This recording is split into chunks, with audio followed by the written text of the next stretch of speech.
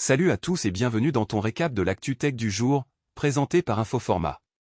Au programme, l'intelligence artificielle, Claude Code et la maintenance informatique. On décrypte tout ça ensemble, c'est parti. On commence avec IA. iAct, le compte à rebours est lancé pour les entreprises avant le 2 août 2026. L'Acte est déjà applicable de façon progressive et la prochaine échéance du 2 août 2026 impose des obligations de transparence, article 50, pour de nombreux usages d'IA. Le report partiel des règles, au risque, n'enlève pas ces obligations, les entreprises doivent passer de la veille réglementaire à un inventaire opérationnel de leurs usages d'IA pour assurer conformité. La justice française suspend l'usage de ChatGPT dans une entreprise, un signal fort pour tous les projets IA. La Cour d'appel de Paris a confirmé la suspension de l'utilisation de ChatGPT et d'un assistant rédactionnel interne dans des sociétés de presse, au motif d'une absence d'information consultation préalable du CSE. La décision rappelle que l'introduction d'outils d'IA en entreprise peut relever du droit du travail et impose des procédures de consultation et de gouvernance avant déploiement.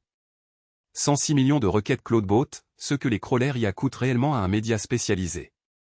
Actua a autorisé les crawlers d'IA et a constaté que CloudBot, Anthropic, a adressé 106 154 885 requêtes entre février 2025 et mai 2026, avec une hausse soudaine à partir de décembre 2025.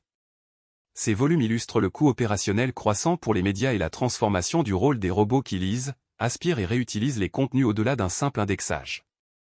Le vrai défi de l'IA en entreprise n'est plus le modèle, mais son exploitation.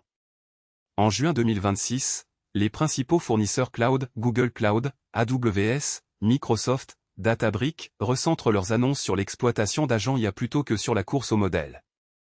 Le basculement met le MLOps au centre de l'exploitation, avec 4 enjeux clés, contexte métier, gouvernance, observabilité et coût d'inférence, repositionnant le cloud comme système d'exploitation de l'IA.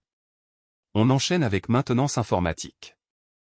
OW Alite, le webmail de secours Exchange passe l'arme à gauche. OW Alite vit ces derniers mois. Ah, vous le connaissez pas OW Alite? DuckDuckGo zappe les pubs YouTube. En effet, depuis hier, le 8 juillet, le navigateur DuckDuckGo bloque les pubs YouTube tout seul comme un grand.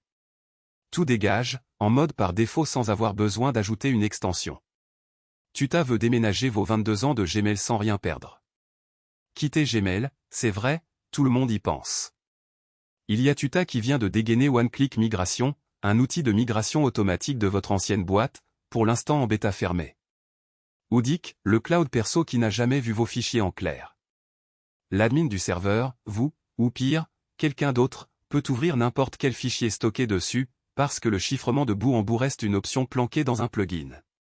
Grâce à sa solution, vos fichiers sont chiffrés dans votre navigateur, avant même de partir sur le réseau, et à aucun moment le serveur ne voit vos fichiers en clair, ni ne reçoit les clés de chiffrement. Et voilà, c'est déjà terminé pour aujourd'hui. Si ce récap t'a plu, pense à t'abonner à la chaîne Infoformat pour ne rien rater de l'actu tech. On se retrouve très vite pour un nouvel épisode. À bientôt.